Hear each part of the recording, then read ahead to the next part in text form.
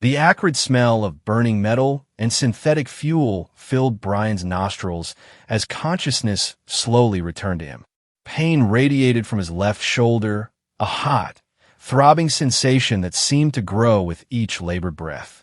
His vision swam, revealing glimpses of an alien landscape, a murky swamp with strange, bioluminescent vegetation that cast an eerie blue glow across the water surface.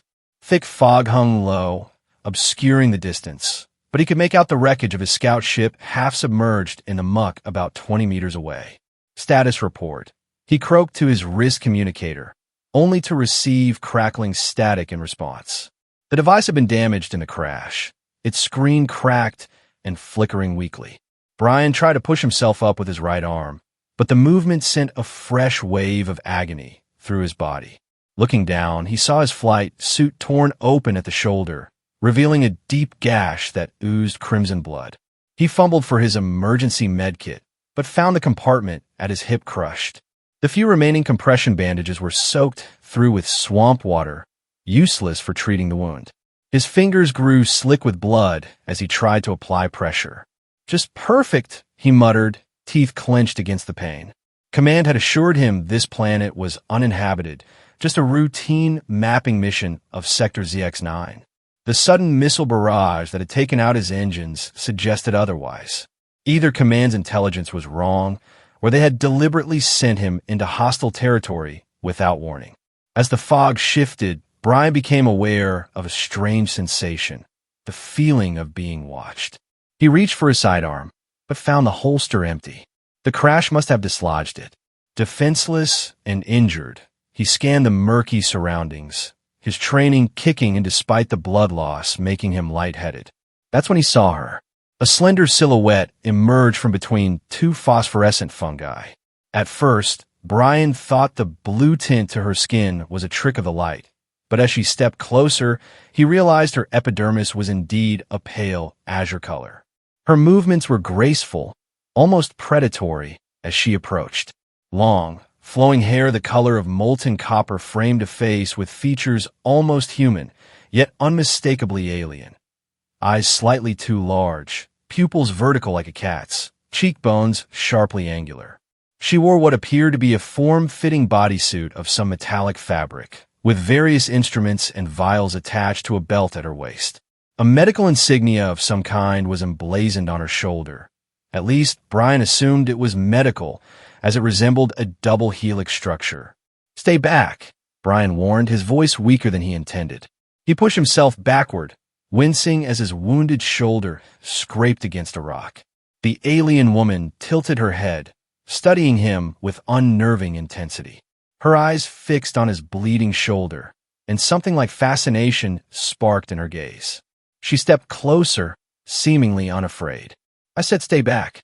Brian tried again, looking desperately around for anything he could use as a weapon. The alien's lips parted in what might have been a smile, revealing teeth that were unnervingly sharp. "You're leaking," she said, her voice melodic but tinged with an electronic undertone, suggesting some kind of translation device. She reached toward his wound with slender, blue fingers. "Let me taste it." Brian recoiled in horror as her words registered. "What? No, get away from me." But his protest came too late. With surprising speed, she closed the distance between them and pressed a finger to his wound. The touch sent fire through his nerves, making him cry out. As he watched in a mixture of disgust and fascination, she brought her blood-coated finger to her mouth and touched it to her tongue, her eyes closing momentarily as if savoring a delicacy. "Fascinating composition," she murmured, more to herself than to him. "High iron content, unusual protein structures. What the hell are you?" Brian demanded, his voice shaking with a combination of pain, fear, and anger. She ignored his question, instead producing a small device from her belt. It emitted a soft hum as she waved it over his body, stopping at his shoulder. "Significant tissue damage. Vascular breach. You will expire soon without intervention." "Look, if you're going to help me, then help me," Brian said through gritted teeth. "But I'm not your science project." Those cat-like eyes studied him again, calculating. "You are not from this world. Neither are you. I'm guessing, Brian replied. A small smile played at her lips. This is correct. I am a xenobiological specialist. You are. Fortunate I found you. Before Brian could respond, she pressed something cold against his neck. There was a hiss, and immediately a numbing sensation spread through his body. His limbs grew heavy, his eyelids drooping despite his desperate attempt to stay alert. What did you? His words slurred as darkness encroached on his vision. The last thing he saw was her face hovering above his, those alien eyes wide with scientific curiosity. Sleep now, specimen. We have much to discover about each other. As consciousness slipped away, Brian thought he felt himself being lifted, the alien strength surprising for her slender frame. His final coherent thought was that he wasn't sure if he'd just been rescued or captured. Either way, he was entirely at her mercy. The sterile, chemical smell was the first thing Brian registered as consciousness returned. His eyes felt heavy, and when he finally managed to open them, harsh, blue-white light forced them shut again. He tried to lift his hand to shield his face, but found his wrists secured to whatever surface he was lying on. Panic surged through him. He pulled against the restraints, finding his ankles similarly bound. The material didn't cut into his skin, but had no give either, some kind of advanced polymer or energy field. Subject is conscious, came a familiar, melodic voice. Vitals stabilizing, wound regeneration at 67%. Brian forced his eyes open again, allowing them to adjust to the light. He was in what appeared to be a laboratory, though far more advanced than anything he'd seen in Alliance facilities. Transparent screens displayed streams of data and what looked like his own biological readouts. Machines hummed quietly, and various containers held glowing liquids and colors he didn't recognize. The alien nurse stood at a console, her back to him, fingers dancing over holographic controls. From this angle, Brian could see that what he'd taken for a bodysuit was actually a form-fitting uniform with iridescent patterns that seemed to shift with her movements. "Where am I?" Brian demanded, his voice stronger than he expected. His shoulders still ached, but the searing pain had subsided to a dull throb. She turned, those vertical pupils dilating slightly. "My research facility. I have repaired most of your damage." "Damage? You mean my wound? And why am I restrained?" She approached the table, observing him clinically. Restraints were necessary. Unknown species often react violently upon waking in unfamiliar environments. Self-preservation instinct. She leaned closer, her copper hair falling forward like a curtain. "Are you feeling violent?" Brian tensed his muscles, testing the restraints again. "I might be if you don't let me go." "Interesting." She made a note on a holographic pad. "Threat displayed despite position of vulnerability. Your species exhibits considerable bravado." "My species? What? You've never seen a human before." She tilted her head, a gesture Brian was beginning to recognize as curiosity. "I have studied fragmentary data, but you're the first living specimen I have encountered." Her long fingers reached out, hovering just above his chest. "May I? Do I have a choice?" Brian asked bitterly. "No," she replied with disarming honesty. "But I find cooperation yields more accurate results than resistance." Without waiting for his response, she placed her hand on his chest, just over his heart. Her touch was cool, almost cold, but not unpleasant. Something about the directness of her gaze made Brian's heart rate increase, a fact that wasn't lost on her as she glanced at one of the monitors. "Elevated cardiac response," she noted. "Is this fear or something else?" "What do you think?" Brian snapped. "I've been shot down, injured, and strapped to a table by an alien who wanted to taste my blood. Yeah, I'm a little on edge." The corner of her mouth twitched in what might have been amusement. The tasting was analytical, not consumptive. "Your hemoglobin structure is quite remarkable." She withdrew her hand. "I am called Lyra, designated Xenobiological Research Specialist. Brian. Captain Brian Wells, Alliance Special Reconnaissance." He wasn't sure why he gave his full rank and name. Perhaps some lingering sense of military protocol, or maybe just to assert his identity as more than a specimen. "Captain," she repeated, as if testing the word. A designation of authority? Something like that. Lyra moved to adjust something on one of the machines connected to him. Your injury was severe, Captain Brian Wells. The projectile that struck your craft also fragmented into your soft tissue. I extracted 17 metal shards from your shoulder. Brian blinked, processing this information. You operated on me? Of course. You would have died otherwise. She said this matter-of-factly, as if saving his life had been a simple equation. The procedure was informative. Your internal structure is resilient but inefficient in many ways. Thanks, I think. Brian looked down at his shoulder, now covered with a transparent, gel-like substance through which he could see his wound, already partially healed. Look, I appreciate the medical attention, but I need to contact my people. We don't have to be enemies. Lyra regarded him with those unnerving eyes. I have no interest in enmity. My interest is knowledge. She picked up another device and pressed it against his neck, drawing a small sample of blood. The unique properties of your cellular structure could advance my research considerably. As she turned to analyze the sample, Brian tried a different approach. Lyra, right? What exactly are you researching out here alone? Her movements paused momentarily. I am not alone. This facility houses 27 researchers, but I am the only xenobiologist, and therefore you are my responsibility. She turned back to him, her expression unreadable. And I am not out here. This is my established research outpost, on a swamp planet in the middle of nowhere. This planet has unique biochemical properties ideal for my work. Its obscurity is beneficial for research that might be considered unconventional elsewhere. Brian's military instincts perked up. Unconventional how? Before she could answer, a shrill alarm blared through the laboratory. Lyra's head snapped toward a display screen that had turned crimson. What's happening? Brian demanded. Lyra moved quickly to a console, her fingers flying over the controls. Perimeter breach. Multiple hostiles approaching. Her voice remained calm, but Brian could see tension in her posture. Who are they? Scavengers, most likely. This sector has seen increased raider activity. They target research facilities for technology and supplies.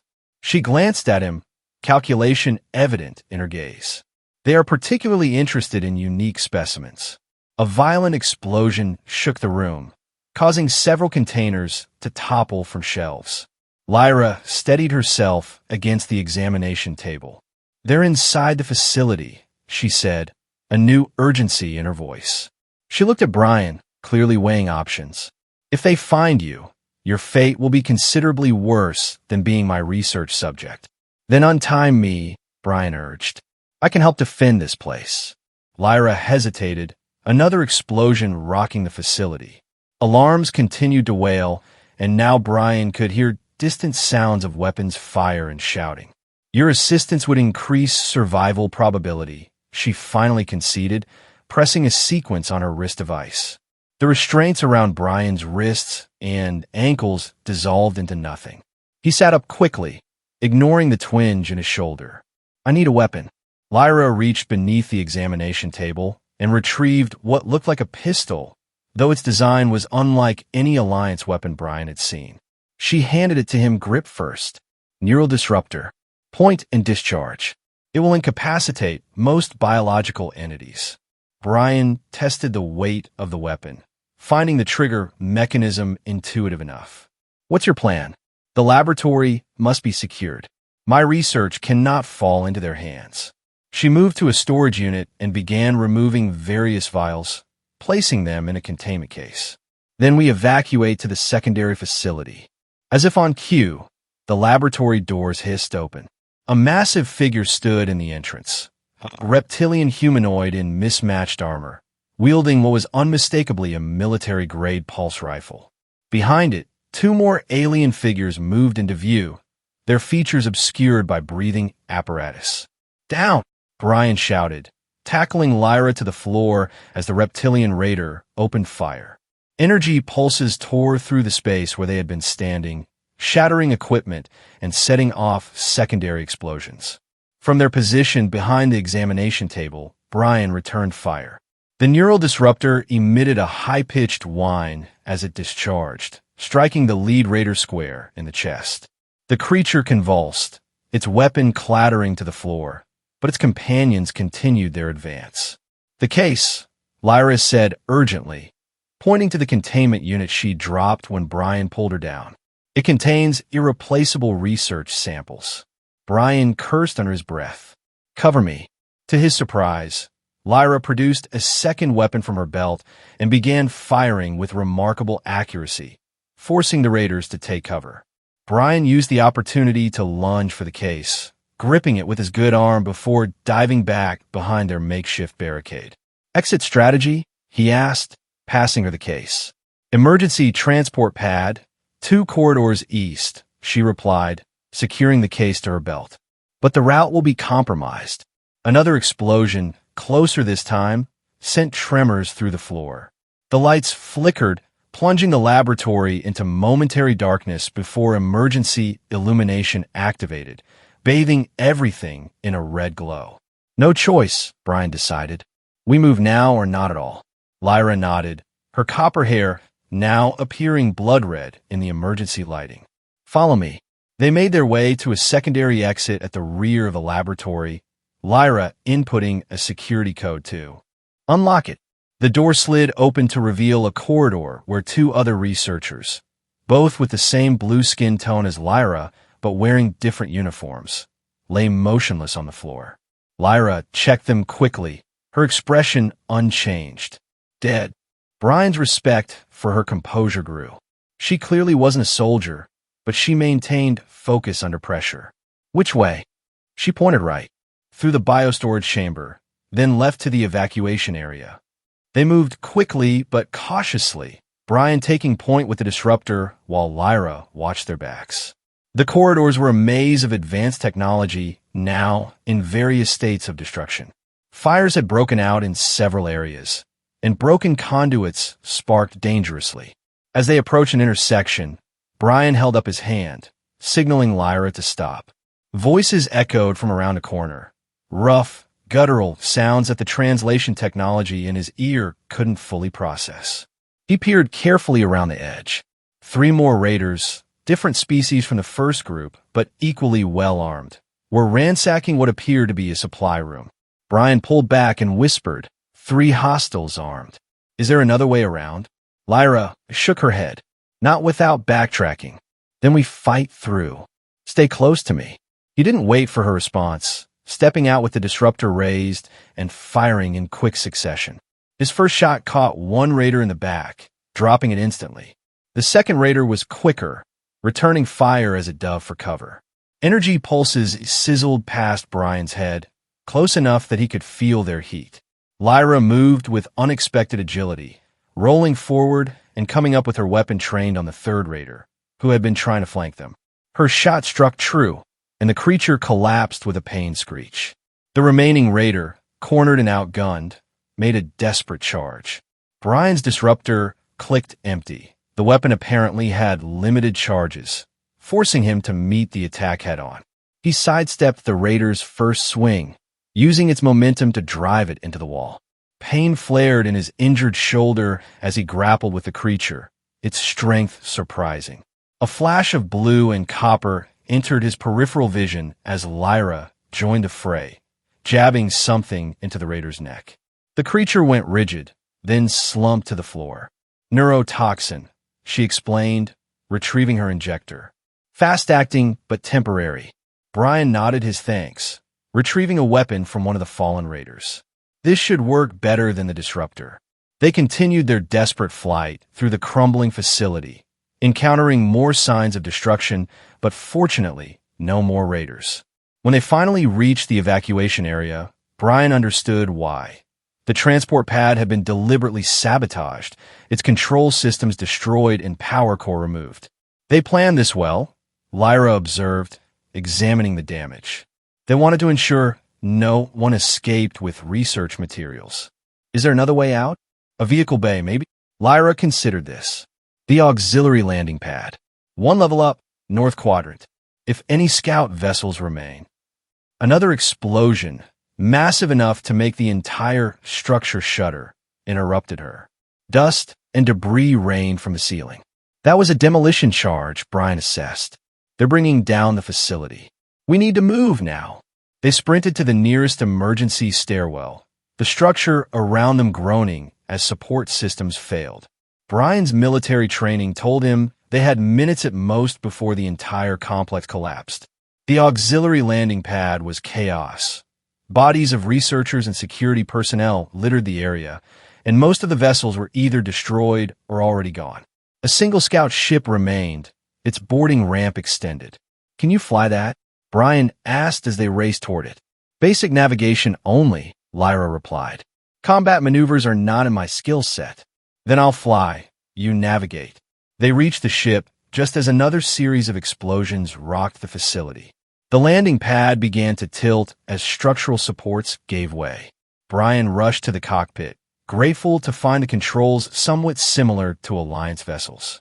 Lyra took the co-pilot's seat, strapping herself in as Brian initiated the launch sequence. "We have incoming," she warned, pointing to a radar display showing multiple craft approaching. "Raider vessels." "Hold on," Brian muttered, powering up the engines and punching the throttle. The scout ship lurched forward, narrowly clearing the collapsing landing pad as it rocketed into the atmosphere.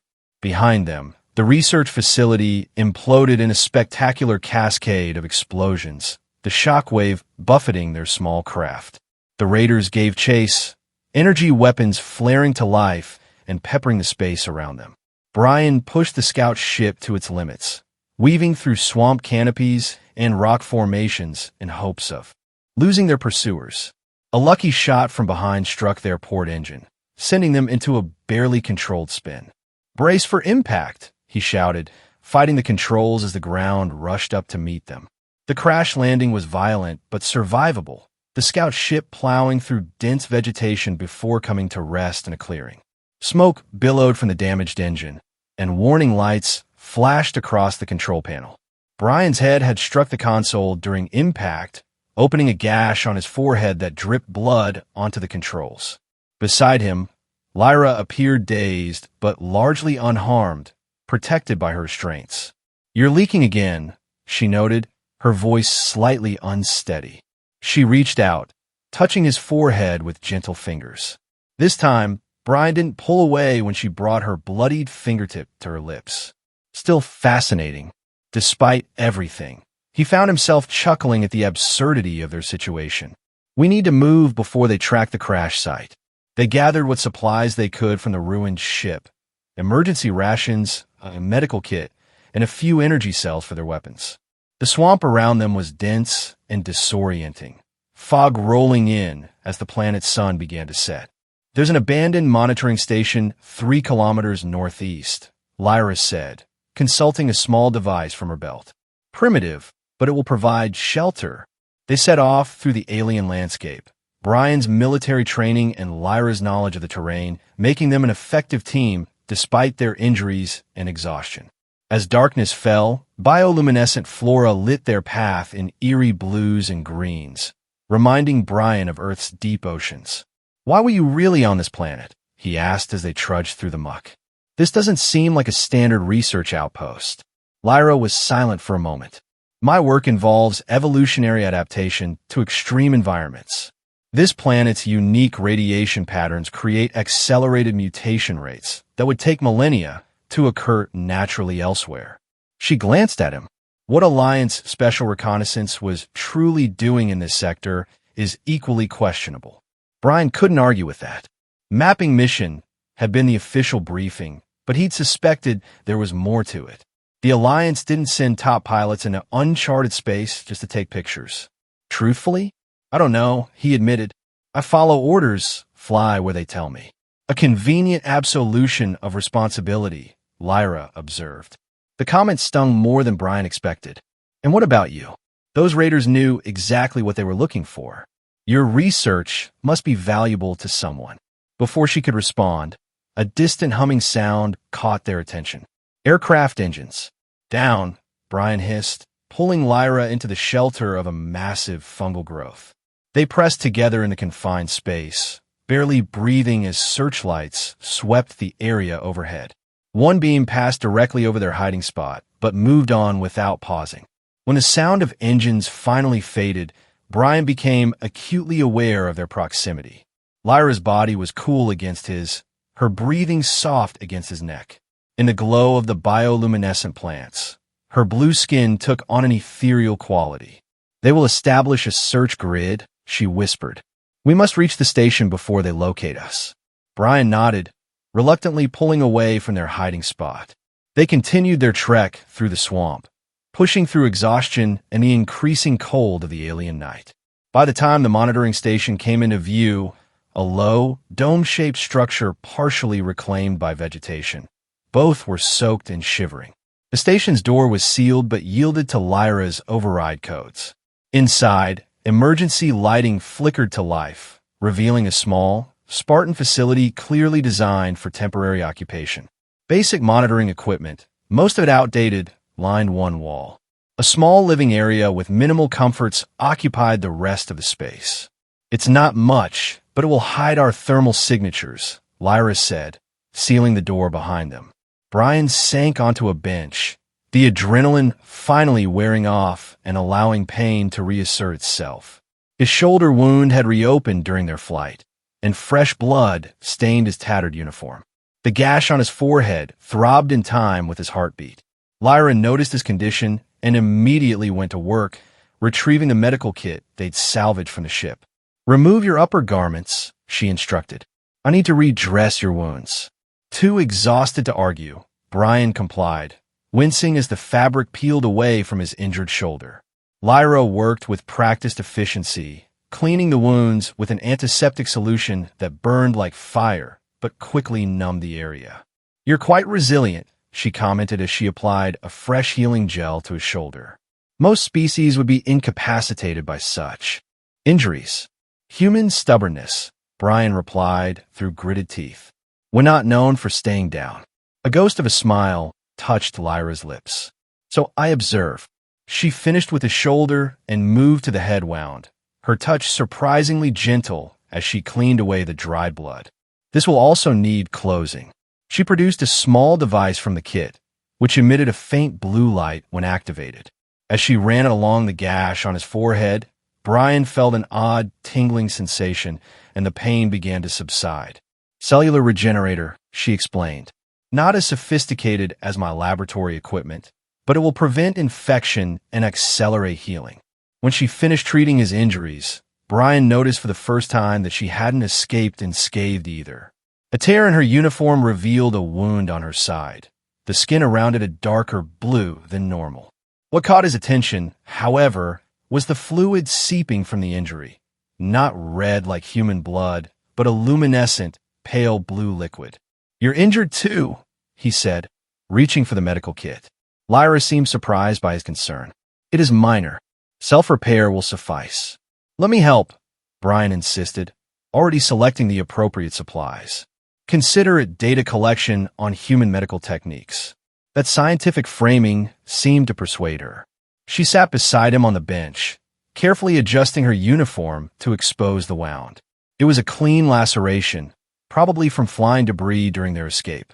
Brian worked methodically, cleaning the wound as she had done for him. The blue fluid that served as her blood was thicker than human blood, with subtle bioluminescent properties that made it glow faintly in the dim light of the station. "Your blood," he observed. "It glows." "Bioluminescent properties," she confirmed, "evolved for low-light environments. Our ancestral homeworld had limited solar radiation." As he applied the healing gel to her wound, Brian noticed her watching him intently, those vertical pupils dilated in the low light. "What?" he asked. "I am analyzing your behavior. You were my captive hours ago, yet now you tend my injuries." "Humans are paradoxical." Brian shrugged, immediately regretting the movement as pain lanced through his shoulder. "Survival situations make for strange alliances." He finished treating her wound and sat back. "Besides, you saved my life first, even if it was just for research." Lyra tilted her head in that now familiar gesture of curiosity. "Not entirely for research," she admitted. "There was..." an instinctual component to my decision to help you. Unexpected. Compassion, maybe? Brian suggested. Perhaps. She seemed to consider this possibility with genuine interest. My species values knowledge above emotional response, but individual variation exists. They lapsed into silence as both processed the day's events and their unlikely partnership. Brian took stock of their situation, stranded on a hostile planet, hunted by raiders, with limited supplies and no clear way to contact their respective peoples. We should rest while we can, he finally said. Those raiders won't give up easily. Tomorrow we need a better plan than just running. Lyra nodded in agreement. The station has basic communications equipment. With modifications, we might establish contact with passing vessels. Alliance or yours? Whichever responds first, she replied pragmatically. Survival takes precedence over territorial claims. Brian couldn't argue with that logic. He examined the living area, which contained only one narrow cot. You take the bed. I'll keep watch first. Lyra seemed about to protest, but then nodded. Efficient. Wake me in 4 hours for rotation. As she settled onto the cot, Brian positioned himself near the station's single window, weapon at the ready. Outside, the alien swamp pulsed with bioluminescent life, beautiful in its strangeness yet fraught with danger. His thoughts turned to the events that had brought him here, from prisoner to ally in the span of a few chaotic hours. He glanced at Lyra, now sleeping with the same efficiency she brought to everything else. In the soft glow of the station's emergency lighting, the alienness of her features seemed less pronounced. There was an elegant beauty to her that transcended species differences. Brian shook his head, attributing such thoughts to exhaustion and stress. Yet as the night wore on, he found himself watching her more than the swamp outside, fascinated by this being who had first tasted his blood out of scientific curiosity and now fought alongside him for survival. The universe, it seemed, had a strange sense of humor. True to her word, Lyra awoke precisely 4 hours later without being prompted. She took up the watch position while Brian gratefully collapsed onto the still warm cot, his body finally surrendering to exhaustion. His last conscious thought was of blue skin and copper hair and the puzzling realization that he no longer found either strange. Morning arrived with a crimson sunrise that filtered through the station's grimy window, casting blood-red patterns across the floor. Brian awoke to find Lyra hunched over the communications equipment, various components disassembled around her as she worked to modify the outdated system. Any luck? He asked, sitting up and immediately regretting the movement as his injuries protested. Lyra glanced up, those alien eyes assessing him in an instant. Your healing has progressed adequately. There is no sign of infection. She turned back to her work. The communications array requires significant reconfiguration to reach orbit, let alone interstellar channels. Brian moved to join her, examining the mess of components. I might be able to help. Alliance pilots receive basic communications engineering training. Together, they worked on the equipment, Brian's practical experience complementing Lyra's theoretical knowledge. Their hands occasionally brushed as they passed tools or held components in place, each contact a small reminder of their physiological differences, his warm, hers cool, yet functionally similar in many ways. Your species evolved from primates, Lyra observed as they worked. The manual dexterity is evident. In yours, Brian asked, genuinely curious. Amphibious origins. Our ancestral environment was primarily aquatic, transitioning to land over evolutionary time. She demonstrated by extending a thin membrane between her fingers that Brian hadn't noticed before. Vestigial swimming structures remain.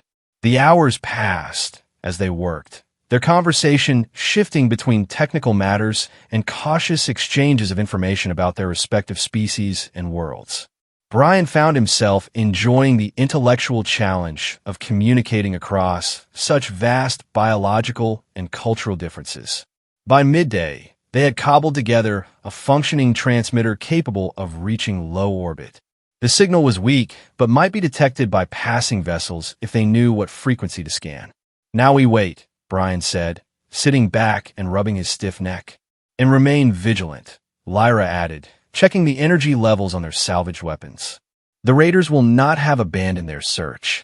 As if summoned by her words, a distant mechanical sound reached them, the distinctive whine of anti-gravity engines. Brian moved quickly to the window, peering out cautiously. In the distance, a small patrol craft skimmed over the swamp's surface, methodically sweeping the area. "They're conducting a grid search," he reported. Getting closer, Lyra joined him at the window, her body tense. "This structure will not withstand a direct assault." "Then we don't let them find us," Brian decided. "The swamp provides cover. We can move deeper, find another position." Lyra considered this, then nodded. The indigenous flora includes several species with properties that might mask our thermal signatures or disrupt scanning equipment. They quickly gathered their meager supplies, preparing to abandon the station.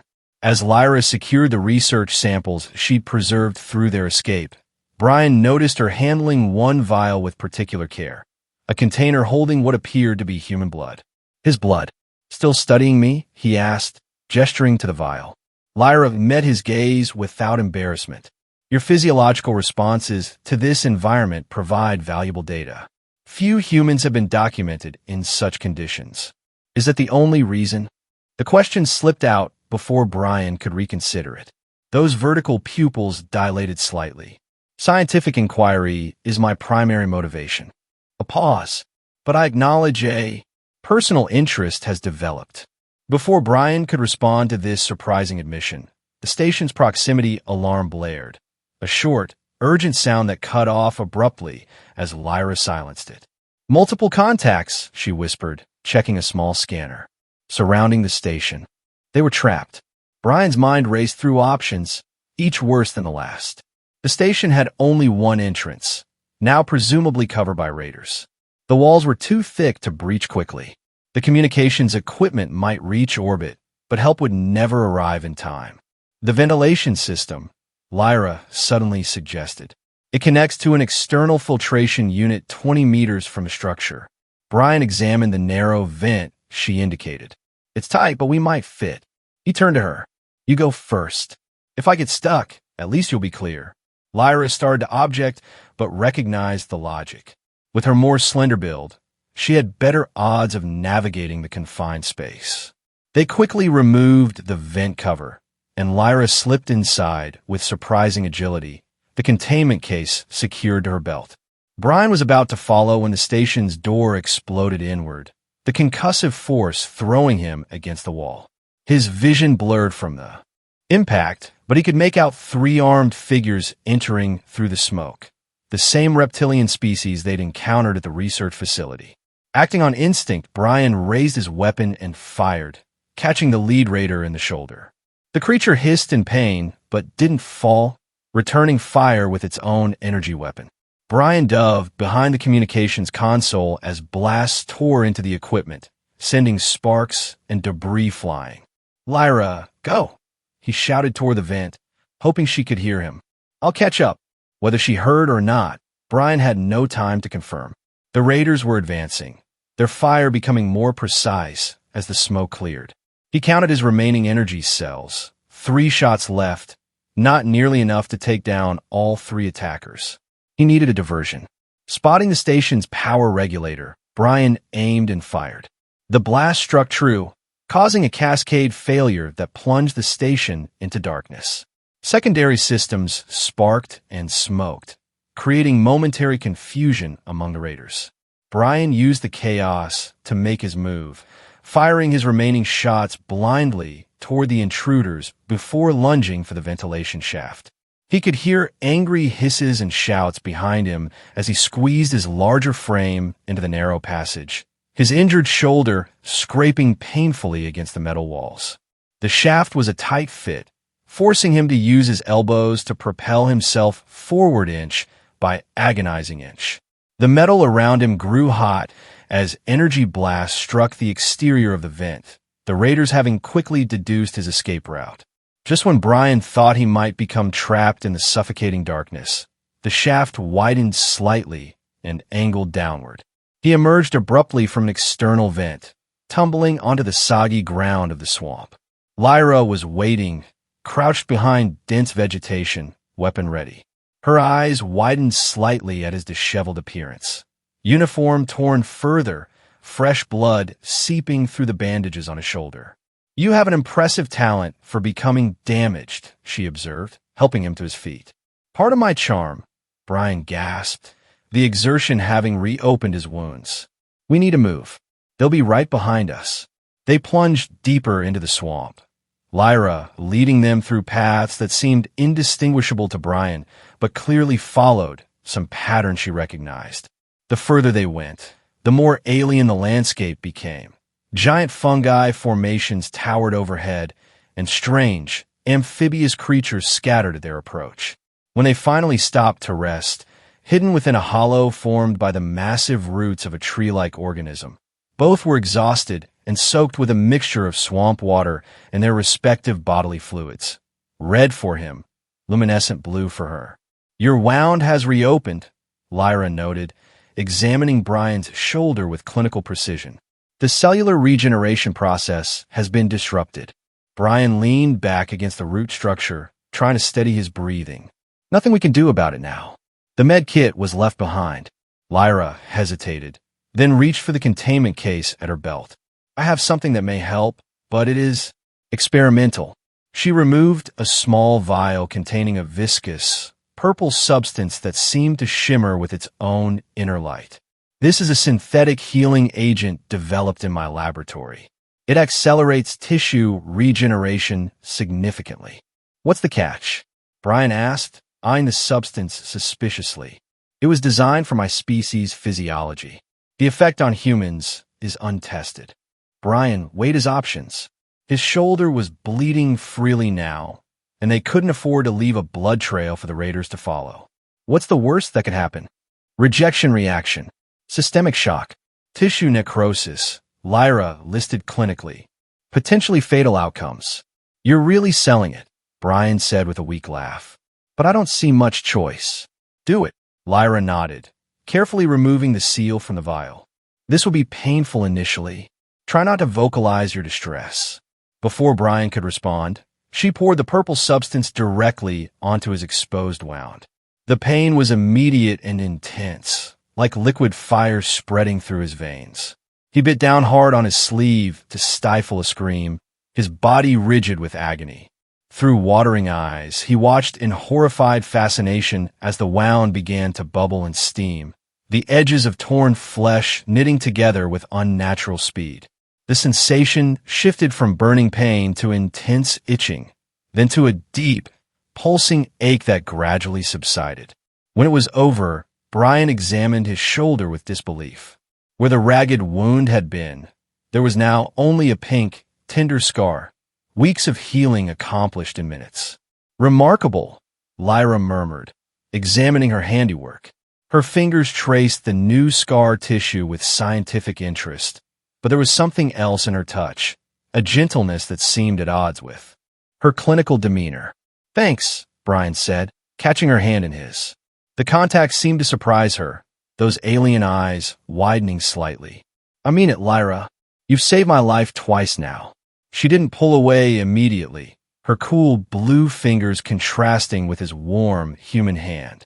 "Your continued survival benefits my research," she said, but the words lacked her usual detachment. Their moment of connection was shattered by a distant sound, the unmistakable whine of the raiders' patrol craft. Closer now. They had found the station and would be expanding their search.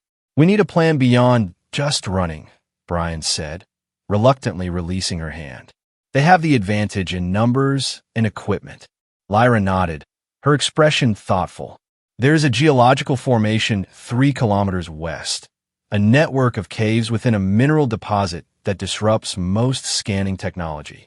If we can reach it, we might be able to evade detection long enough to formulate a more permanent solution." It was their best option, perhaps their only one. As they prepared to move out, Brian noticed Lyra removing her outer uniform jacket, the distinctive garment that marked her as a research specialist. "The color contrasts too sharply with the environment," she explained, revealing a simpler, form-fitting undergarment beneath. The removal of the bulky jacket highlighted her alien yet humanoid physique, slender but strong, with subtle anatomical differences that Brian found himself noticing more than was strictly necessary for survival. "Here," she said, breaking his inappropriate train of thought by handing him a small device from her discarded jacket. Communications transponder. Limited range, but secure frequency. If we become separated. Brian accepted the device, struck by the implication. She was trusting him with a way to find her, despite having known him for less than a day. "Thanks. Let's try not to need it." They set off again, moving as quickly as caution allowed through the increasingly dense swamp. The planet's sun was beginning its descent, shadows lengthening and temperature dropping. The bioluminescent flora became more prominent as darkness approached, casting an ethereal glow across the landscape. As they traversed a particularly treacherous stretch of swamp, the ground suddenly gave way beneath Brian's feet. He plunged into warm, viscous mud, sinking rapidly up to his chest before managing to grab onto a nearby root. "Quick, give me your hand," he called to Lyra, who was on more solid ground.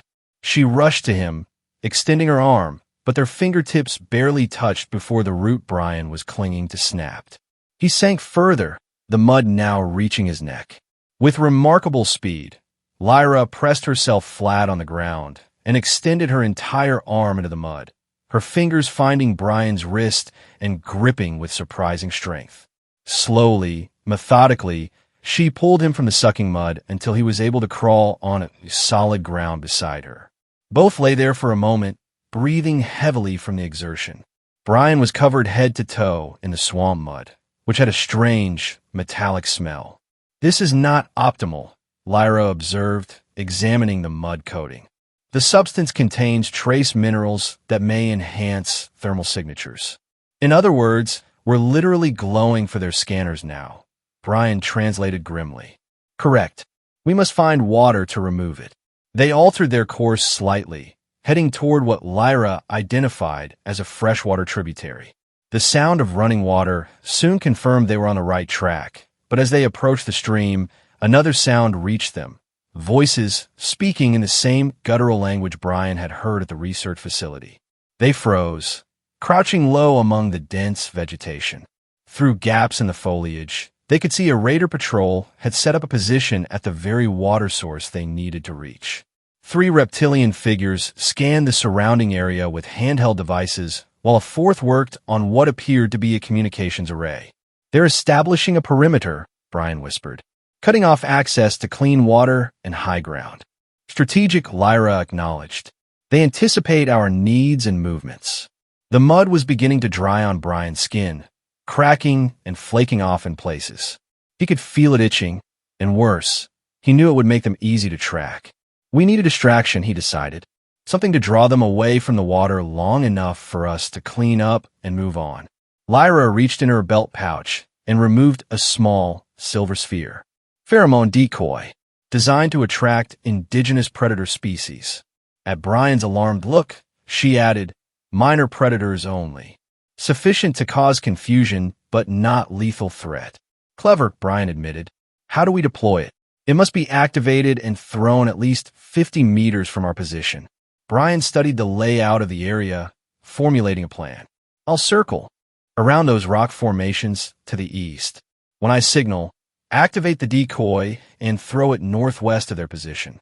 That should draw them away from the water and give us a clear path." Lyra hesitated, vertical pupils contracting slightly. "The risk to you is significant." "I'm already covered in scanner-friendly mud," Brian pointed out. "Better me than you." Before she could object further, he added, "We're partners now, right? Trust me." Something shifted in her expression, a subtle change that, despite her alien features, Brian recognized as concern. "Very well, but exercise extreme caution, Captain Brian Wells." The use of his full title and name in that solemn tone struck Brian as oddly intimate. He nodded once, then began making his way through the dense underbrush, circling wide around the raider position. It took nearly 20 minutes of careful movement to reach the position he'd identified, giving him a clear view of both the raiders and the spot where he'd left Lyra. He raised his hand in the prearranged signal, hoping she could see it through the vegetation. She did. Moments later, a small silver object arced through the air, landing with a soft splash in a distant part of the swamp. For a few seconds, nothing happened. Then, a series of high-pitched calls echoed through the trees, followed by the sound of creatures moving rapidly through the undergrowth. The effect on the raiders was immediate. All four turned toward the disturbance, weapons raised. After a brief guttural exchange, three of them moved to investigate, leaving only one guarding the water. It was the best opportunity they'd get.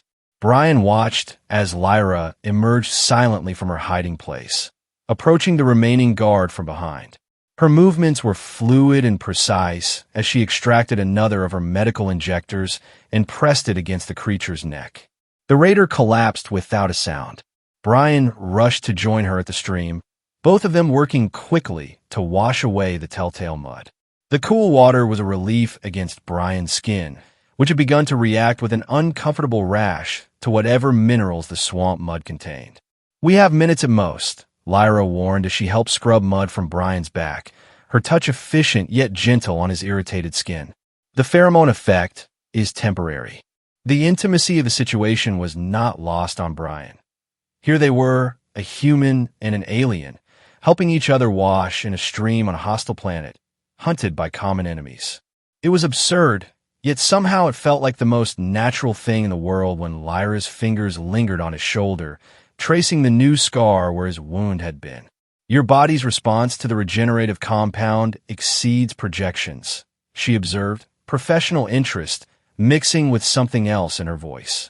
"Fascinating adaptation. Glad to be a successful experiment," Brian replied, turning to face her. Water droplets clung to her blue skin, making it shimmer in the fading light. Her copper hair was slicked back from her face, emphasizing those large, alien eyes that watched him with such intensity. On impulse, Brian reached out, brushing a strand of wet hair from her cheek. "You're incredible. You know that? Most people I know would be falling apart after what we've been through." Lyra didn't pull away from his touch.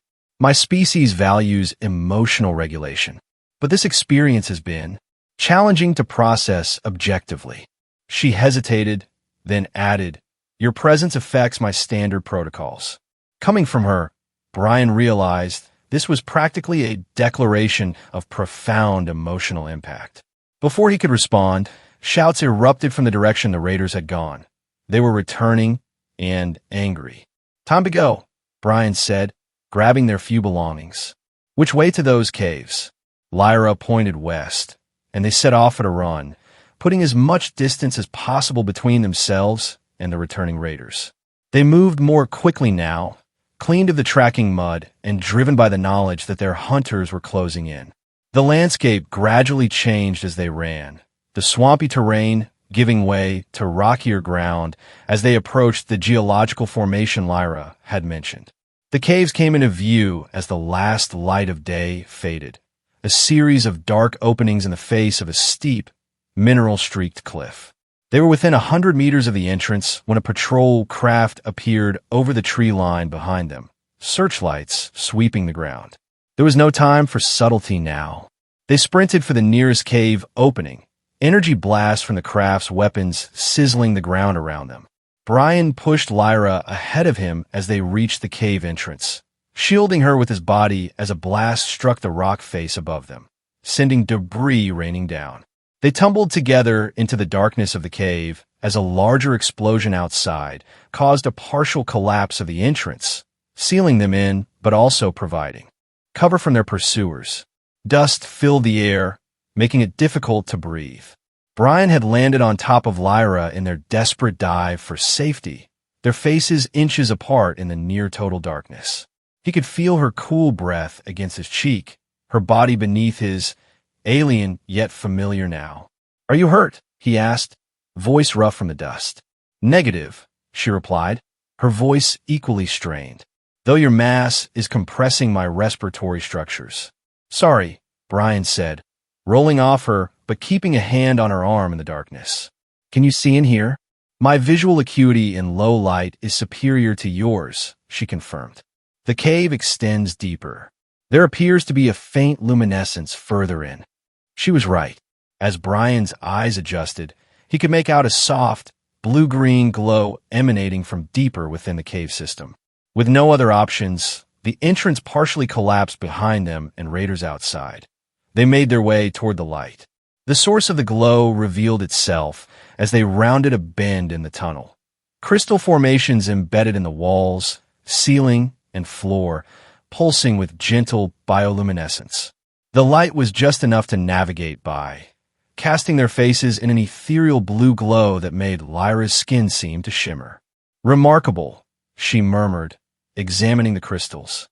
"These contain the same mineral compound found in my species' blood. The resonance frequency is nearly identical. Is that good or bad for us?"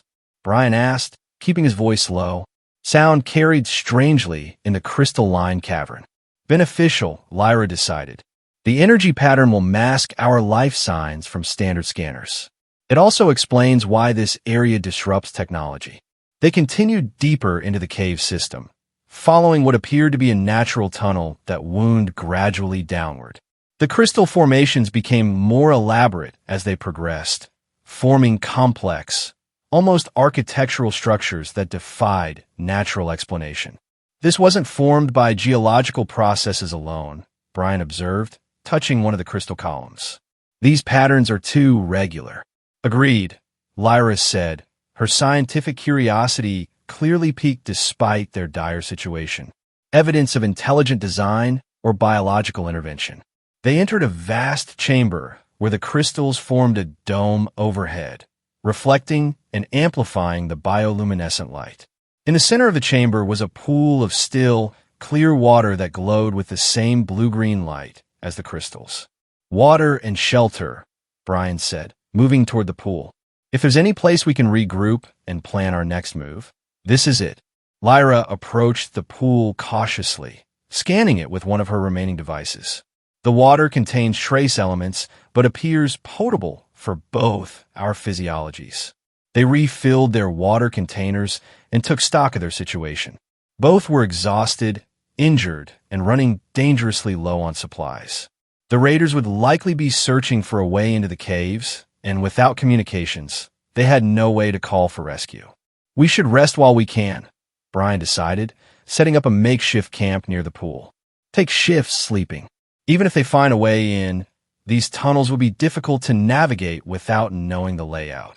Lyra agreed, her usual composed demeanor showing signs of strain, subtle, but Brian had learned to read her alien expressions better over their harrowing day together. "I will take first watch," she insisted. "Your physiological indicators suggest greater fatigue than mine." Too exhausted to argue, Brian made himself as comfortable as possible on the smooth stone floor, using his salvage pack as a pillow.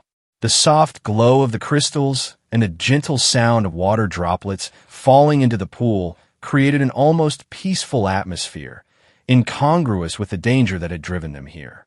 As he drifted toward sleep, Brian felt Lyra's cool fingers brush against his forehead, checking his temperature or perhaps just reassuring herself that he was still there. The gesture was tender in a way that transcended species differences, and he fell asleep with a lingering sensation of her touch. Brian dreamed of blue skin and copper hair, of blood that glowed in eyes with vertical pupils. When Lyra woke him for his watch shift, he came to consciousness with a disorienting feeling that something fundamental had shifted within him, some boundary crossed or barrier dissolved. "You were vocalizing in your sleep?" she informed him, settling herself on the ground where he had been. "Speaking my designation repeatedly." Brian felt heat rise to his face, grateful for the dim light that might hide his embarrassment. "Just processing the day's events, I guess." Those alien eyes studied him with what he now recognized as concerned curiosity. The bond formed in survival situations can create complex neurological responses. "It is normal. Is that what this is?" Brian asked, quietly. "Just a survival bond?"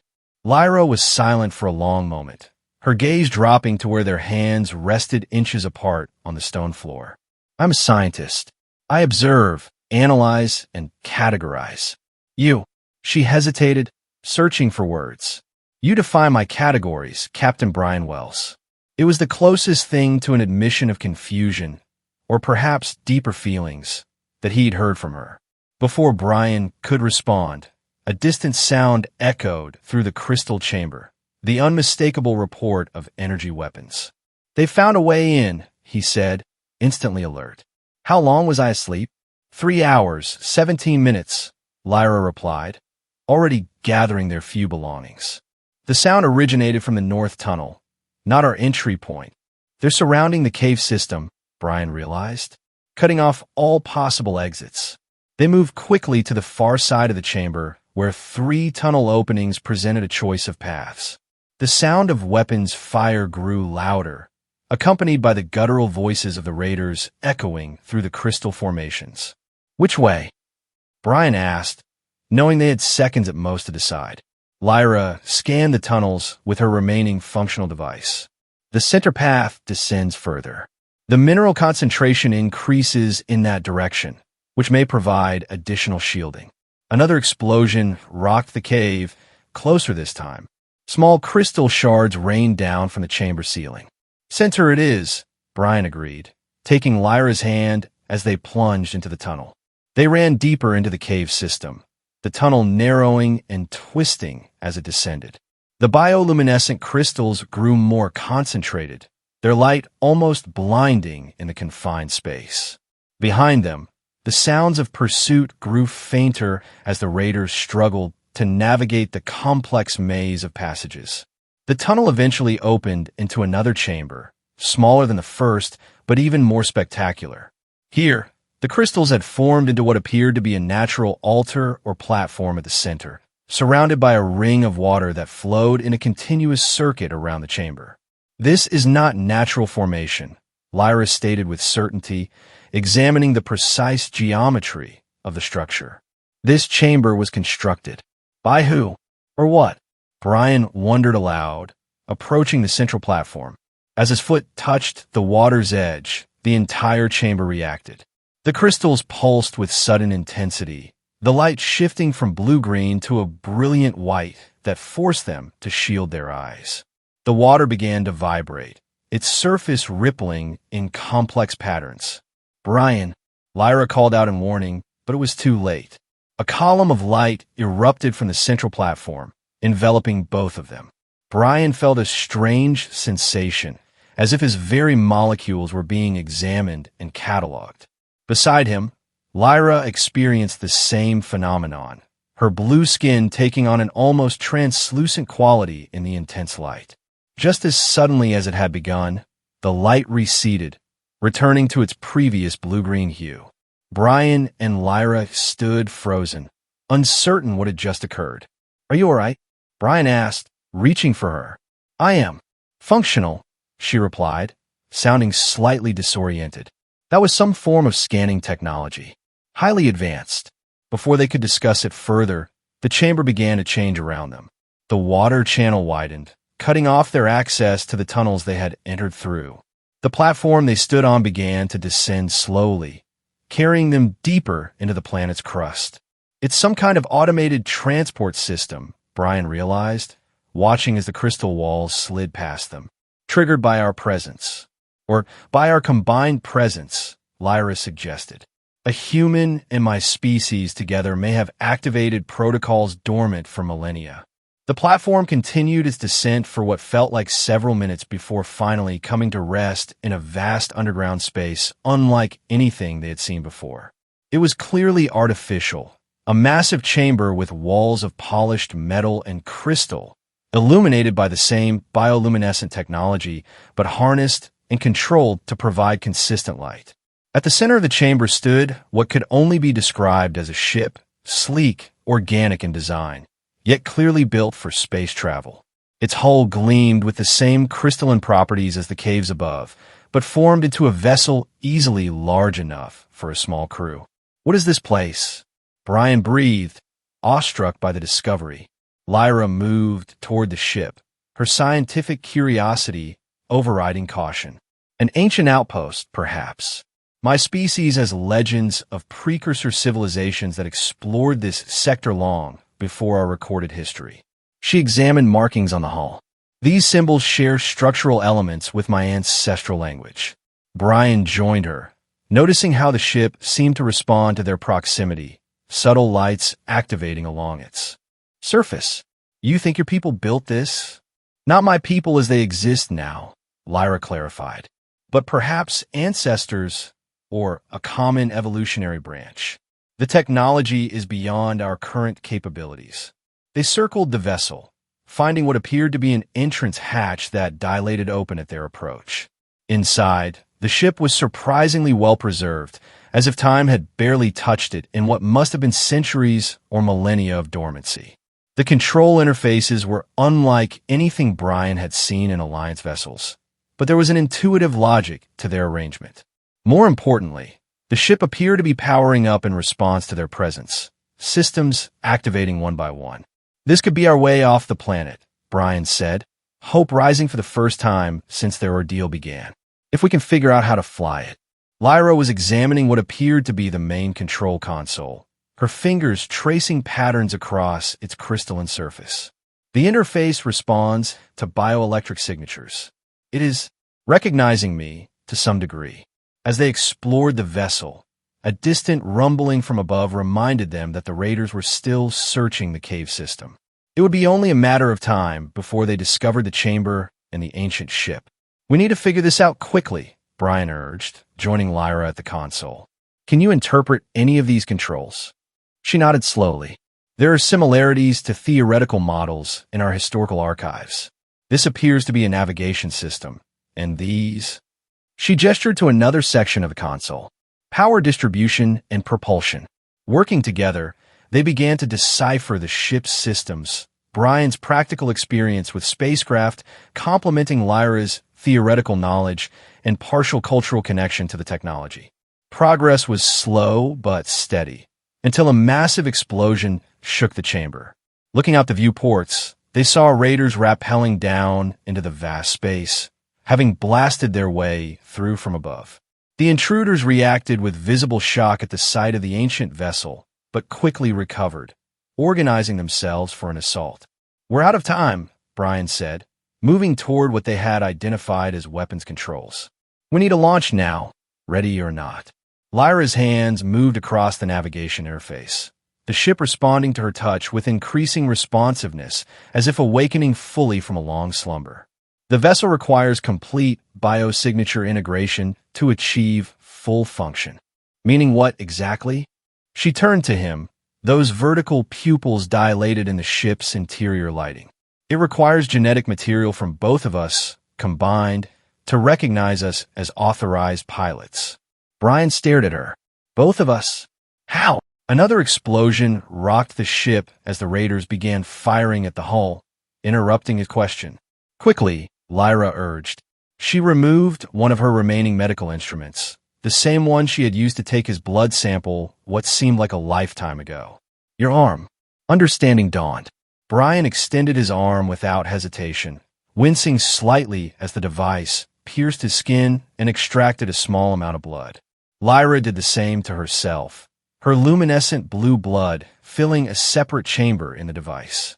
With precise movements, she combined the samples in a third chamber, red and blue mingling to create a strange, purple fluid that seemed to pulse with its own energy.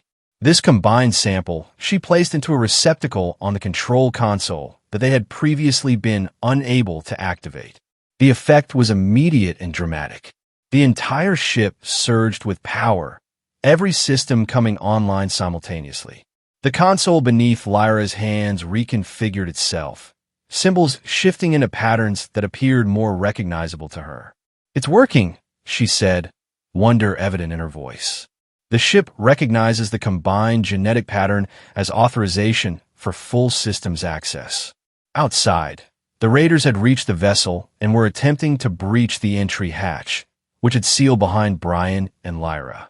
Their weapons' fire intensified, some impacts powerful enough to rock the ancient ship. Get us out of here, Brian urged, taking what appeared to be a co-pilot position. Can you fly this thing? Theoretically, Lyra replied, her fingers dancing across the now responsive controls. The neural interface is adapting to my thought patterns. Remarkably intuitive design. The ship began to hum with increasing power, anti-gravity systems engaging as it lifted slightly from its docking position. The raiders redoubled their efforts, bringing heavier weapons to bear on the hull. "Shields?" Brian asked, scanning his own portion of the controls for anything resembling defensive systems. Activating, Lyra confirmed. A shimmering energy field materialized around the vessel, deflecting subsequent weapons fire. The chamber above them began to reconfigure, ceiling panels sliding apart to reveal what must have been a launch tube extending to the surface. The ancient outpost had survived intact all these millennia, its automated systems still functioning perfectly. "Hang on," Lyra warned as she engaged the main propulsion. The ship surged upward with astonishing acceleration, yet inertial dampeners preserved them from feeling more than a gentle pressure.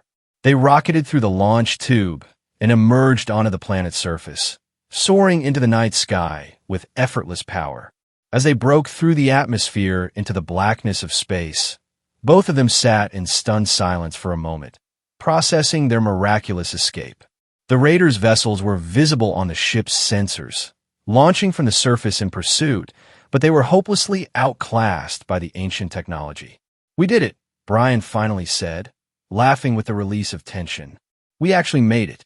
Lyra's expression held wonder as she studied the ship's capabilities through the neural interface. "This vessel's technology exceeds anything in my civilization's current arsenal. The potential knowledge it contains." "Where do we go now?" Brian asked, the question carrying weight beyond their immediate navigational needs. Lyra turned to him, those alien eyes meeting his human ones. "That decision must be made together, I think. Neither of your alliance nor my people have prior claim to this discovery. We activated it together, our blood combined." The symbolism wasn't lost on Brian. Two different species, thrown together by chance and survival, now linked by something deeper. He reached across the space between their control stations, offering his hand. "Partners, then, in figuring out what this ship is and where we go from here." Lyra hesitated only briefly before placing her blue hand in his. "Partners," she agreed, though research collaboration would be the technical term. Brian smiled at her attempt at formality, seeing through it now to the emotion beneath. "You know, when you first found me in that swamp and said, 'You're leaking, let me taste it,' I thought you were going to eat me." A sound emerged from Lyra that Brian realized with shock was laughter, the first time he'd heard it from her. "Inefficient protein acquisition method. Besides," she added, her voice softening, "you are far more valuable alive, Captain Brian Wells." As the ancient ship carried them deeper into space, leaving the hostile planet behind, Brian found himself studying Lyra's profile against the backdrop of stars. Blue skin that once seemed alien now appeared beautiful in its uniqueness. Copper hair that caught the light of distant suns. Eyes that had first examined him as a specimen now held something warmer when they met his. "Where shall we chart our course?" she asked, the ship awaiting their combined decision. Brian considered the options. Return to Alliance space? Seek out Lyra's homeworld? Or perhaps somewhere entirely new where they could study this remarkable vessel and what it might mean for both their species? "Let's find neutral territory," he suggested. "Somewhere we can learn more about this ship and each other without the politics of either of our peoples getting in the way." Lyra nodded in agreement, her fingers intertwining with his in a gesture that bridged their physiological differences. A logical approach to our unique situation. The ship responded to their combined intent, plotting a course to a distant star system known to be unclaimed by any major powers. As they accelerated into faster-than-light travel, Brian reflected on the strange journey that had brought them here, from captive and captor to survival partners to something neither of them yet had words to define. "You're still leaking," Lyra observed softly, reaching out to touch a small cut on his forehead that had reopened during their escape. This time, when she brought her finger to her lips, the gesture held no clinical detachment. Their eyes met, understanding passing between them that transcended species and origin. "Let me taste it," she whispered, but now the words were an invitation, not a scientific inquiry. Brian's answer was to close the distance between them, a new exploration beginning, one that would redefine the boundaries between their worlds in ways neither could have imagined when they first met on that swamp planet just one day earlier. As the ancient vessel carried them toward an uncertain future, one thing became clear to both the human soldier and his alien scientist companion. Some discoveries were worth all the risks they had endured to make them, and some bonds, once formed, could never be broken, no matter how many light years might ultimately separate their worlds of origin. They were in the most unexpected way home.